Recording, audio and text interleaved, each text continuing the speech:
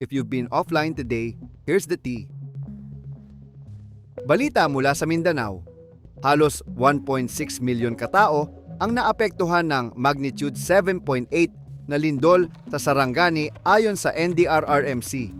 Kasalukuyan nilang sinusuri ang sitwasyon para masigurong makakatanggap ng tulong ang mga apektadong komunidad.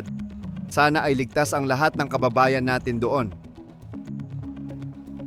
Sa weather update, naging typhoon na si Francisco at posibleng palakasin ang habagat simula Lunes.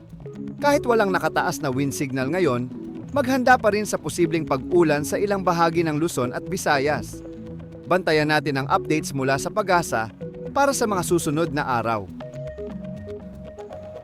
Para sa mga OFWs na naapektuhan ng kaguluhan sa Middle East, may dagdag na 3 billion na tulong mula kay President Marcos. Ang pondo ay para sa repatriation, medical support at job placement.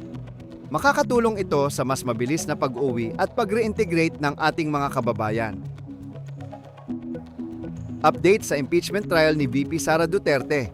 Nakatakda na itong magsimula sa July 6 ayon kay House Prosecutor Chel Diokno.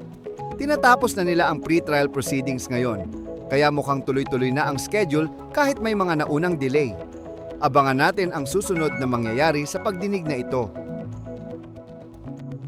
Balita sa mga kababayan natin abroad.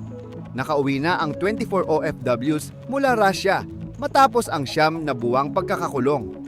Narelease sila matapos makiusap si President Marcos kay President Putin. Isang paalala ito sa kahalagahan ng tamang dokumento para maiwasan ang ganitong sitwasyon sa ibang bansa.